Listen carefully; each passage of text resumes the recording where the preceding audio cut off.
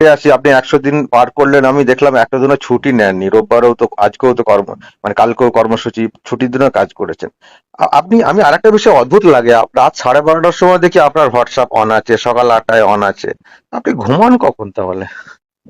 দুটোর সময় ঘুমাই, 6টা 6:30টায় উঠে পড়ি। বাপরে বাপ! আর দিনেও তো। আটটা হ্যাঁ। 8টা থেকে মোবাইল দেখি, তবে এমার্জেন্সি মোবাইল চেক করে নি ভোর 5টার সময় আরেকবার। এবং আপনি এত আমার বীজের মতো কাছে দেখি। হ্যাঁ। পুলিশের মেসেজ আছে, হ্যাঁ। ডিজাস্টারের মেসেজ আছে। আমরাও কিছু একটা জানতে বড় চাই। অংশ জলের তলায় পূর্ব হ্যাঁ। পশ্চিম মেদিনীপুরে। খুব উদ্বেগে আছি। মাননীয় অগ্নিমিত্রা পাল আর অন্তরা আচার্য পিডব্লিউডি সেক্রেটারিকে পাঠিয়েছে হলদিয়ার দিকে। বড় অংশ জলের নিচে। ওদিকে পটাশপুরে সেচ মন্ত্রী অরূপ দাস আছেন, প্রিন্সিপাল সেক্রেটারি বরুণ রায়কে পাঠিয়েছি, আরেক মন্ত্রী রাজেশ মাহাতোকে সবঙ্গে পাঠিয়েছি, রাজেশ সিনহা ডিজাস্টার সেক্রেটারির সঙ্গে এনডিআরএফ এর টিম নামিয়েছি। ওখানেও আমাকে যোগাযোগ রাখতে হচ্ছে সবার সঙ্গে। একটা বড় অংশ জলের তলায় আছে দুই মেদিনীপুরে। এবং আমি কিছু জানতে চাইলেও দেখি তৎক্ষণাৎ উত্তর দিয়ে দেন এত ব্যস্ততার মধ্যে। আমি একটা কথা কোনো বলতে চাই। ব্যস্ততা নেই, এটাই কাজ। তাহলে বিরোধী দলনেতা ছিলেন 5 বছর, আর আর মুখ্যমন্ত্রী, কোন কাজটা কঠিন মনে হচ্ছে? কোনো কঠিন নয়, আমার কোনো পরিবর্তন হয়নি। আমি এগুলো মনে করি একটা দায়িত্ব পেয়েছি, পালন করব। আগেও যাই দায়িত্ব পেয়েছি পালন করবো। এখনো 2 বেডরুমের রুমে থাকি। হ্যাঁ। 2 বেডরুমের যে রুম 800 স্কোয়ার ফিট চিনার পার্কে, ওখানেই থাকি, পরিবর্তন করিনি। অনেকেই সরকারি লোকেরা বলছিল একটু বড় বাড়ি দরকার। হ্যাঁ, আমি বললাম হ্যাঁ, যখন জনগণের, যখন মিট করতে হবে কোনো ডেলিগেশন, একটা ভদ্র সভ্য ভালো জায়গা দরকার। ওই জন্য সল্টলেকে একটা ইরিগেশন দপ্তর প্রথমে সৌজন্য দেখিয়েছিল। আমি তো দেখি হায়দ্রাবাদ হাউস। বাপরে বাপ, এ তো ওখানে মানে আমার পক্ষে তো অসম্ভব। আমি সৌজন্য দেখার পরে তো বেরিয়ে চলে এসেছি। এখানে তো আমার পক্ষে থাকা বা অফিস করা সম্ভব না। বিরাট নাকি ঝাড়বাতি আছে একটা বলছে বিরাট অনেকে। বিরাট হ্যাঁ। বিরাট, বললাম না হায়দ্রাবাদ হাউস। আচ্ছা। আমার পক্ষে তো সম্ভব না, আমি তো সব ভোগী লোক নই, অত্যন্ত সাধারণ লোক, চপ্পল পরে থাকি। মানে একটা জুতো কিনি 800 টাকা দাম। হাওয়াই চটি আরো একজন পরতেন, তা তো ব্র্যান্ডেড, যা না, দাম শুনেছি। আমার আমার কোনো চেঞ্জ হয়নি, চেঞ্জ হবে না, কি দরকার। আমার সব নাই, সব অভ্যাসের মধ্যে নেই। এবং আপনার তো অবসর ওটা দাগ সময়। নেই, আমি বিদেশে আমার কোনো অবসর টবসর নেই। এই যে মোবাইল ফোন দেখি, আচ্ছা। রাত্রিবেলা কথা বলি, উত্তর দিই, পরের দিনের পরিকল্পনা তৈরি করি, যেটা করার মনে করি। লিমিটেশন আছে। না, প্রাক্তন মুখ্যমন্ত্রী যেমন ছবি আঁকতেন, বই লিখতেন, গান লিখতেন, ট্রেডমিলে হাঁটতেন, অনেক সময়ও তার ছিল কাজের মাঝে। আপনার এরকম কিছু অভ্যাস আছে একেবারে নাকি? ব্যক্তিগতভাবে মানুষের অনেক প্রতিভা থাকে, ওনার মধ্যে অনেক প্রতিভা ছিল। আমার অত প্রতিভা টতিভা নেই। আমার অত প্রতিভা নেই। আমি রাষ্ট্রবাদ দেশপ্রেম মনে করি, আর যে দায়িত্ব জনগণ দিয়েছে, পাঠিয়ে দিয়েছে, সে দায়িত্ব নিষ্ঠার সঙ্গে পালন করার চেষ্টা করি। তার মধ্যে ভুল ত্রুটি থাকবে, লিমিটেশন থাকবে, সমালোচনা থাকবে, আলোচনা থাকবে, কিন্তু ultimately at the end of the day আমি জানি আমি আমার রাস্তা সঠিক। আমি নিজে যদি ঠিক থাকি, আপনি আমাকে হুম। এদিক ওদিক করতে পারবেন না। আপনিও আমার সমালোচনা করে অনেক খবর করেন, আমি প্রত্যেকটাই দেখি। আর আপনাকেও বলি, আপনি দেখেছি সমালোচনার খবরগুলো আমাকে পাঠান না, ওটাও পাঠাবেন। ওকে। আমারও খুব ভালো লাগলো যে আপনি এটা এগুলো পজিটিভলি পাঠাবেন, নেন। ওগুলো আমি কেন নেবো না? আমি তো নিজে ঠিক আছি, আপনি নিজেই দেখবেন। হ্যাঁ। কিছুদিন পরে এই যে কাগজগুলো, এই আমি আপনাকে বলছি, নাম করেই বলছি, বর্তমান কাগজ, তারা আমি তৃণমূল থেকে বিজেপিতে যাওয়ার জন্য ঠিক করেছিল আমার নাম ছাপবে না।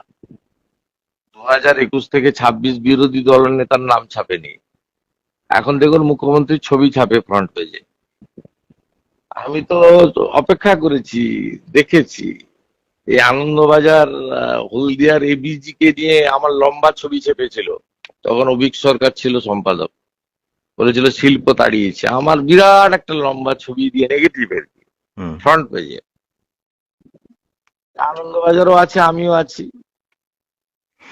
আমি তো এগুলো তো, এই আজকাল আজকাল কাগজ এখন ছবি ছাপে, প্রতিদিন কাগজ আপনি দেখেন যে আমার ছবি ছাপে। এদের গত 5 বছরের কাগজ 21 থেকে 26 আপনি বের করে দেখবেন এরা কি কি করতো।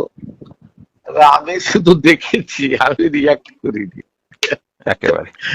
আমি নিজে যদি ঠিক থাকি না, হুম। আপনি আমার কিচ্ছু করতে পারবেন না।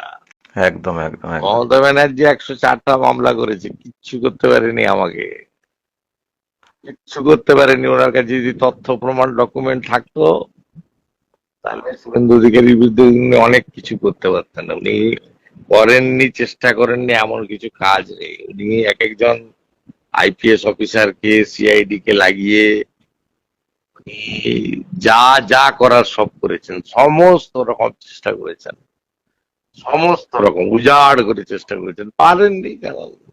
কিন্তু ভাইপো তো বলেছেন যে সুদ আসলে সব দেখে নেব হ্যাঁ, ক্ষমতা ঠিক গেলে। আছে, উনি তো ডিজে বাজাবেন বলেছিলেন 4 তারিখ দুপুরবেলা। অমিত হ্যাঁ। শাহজিকে বলেছিলেন আসুন এখানে থাকুন। তো অমিত শাহজি জায়গায় আছে। এখন তো ডিজে বন্ধ হয়ে গেছে।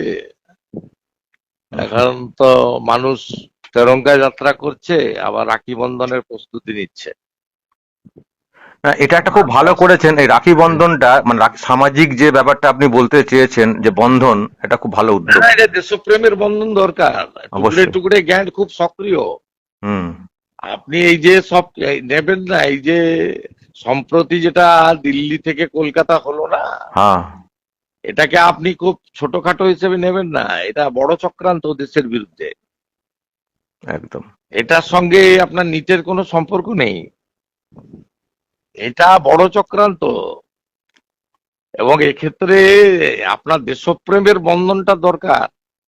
আমাদের দেশ কোনোভাবে যেন এই যে উদার গণতন্ত্র, বাক স্বাধীনতা, তার ফলে আপনি দেশের ভিতরে থেকে প্রধানমন্ত্রীকে এইভাবে আক্রমণ করতে পারেন অন্য দেশে?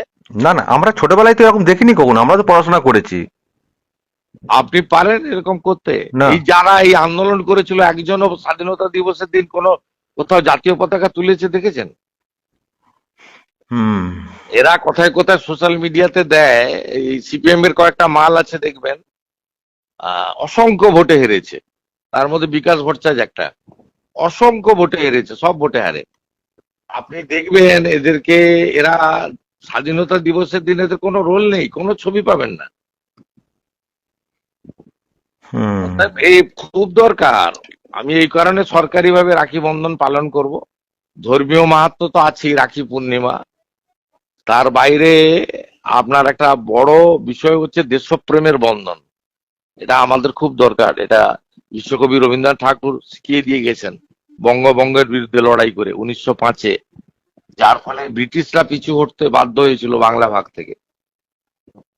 এটা খুবই দরকার আছে। এটাকে একটা বড় চক্রান্ত। দেখুন, দেশ দুর্বল হলে আপনি আমি সবাই দুর্বল হবো। একদম এই জায়গায় অন্তত আমাদের সকলকে এক থাকতে হবে। একদম। আমার শেষ একটাই বলার, সেটা আমরা না, লোকালি এবার আমাকে ছেড়ে দিন, পুরুলিয়া যাব। একটাই কথা, এই গ্রামগঞ্জের রাস্তাগুলোর সব যা রাস্তা করে গেছিল সব আগের সরকার। সব রাস্তা সারানো হবে। ওকে। আপনি 10ই অক্টোবরের মধ্যে সব রাস্তা সারিয়ে দেবো। বর্ষা চলছে বলে এখন পিচ করতে গেলে তো নষ্ট হ্যাঁ হবে। হ্যাঁ হ্যাঁ। টেন্ডার প্রস্তুতি চলছে। আমি অর্থ বরাদ্দও করে দিতে বলেছি, সারিয়ে দেবো। মহালয়ার আগে রাস্তা সারিয়ে দেওয়া হবে।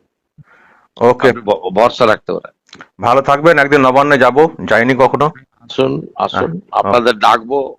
ওকে। আসুন, আপনার উপরে কম অত্যাচার হয়নি।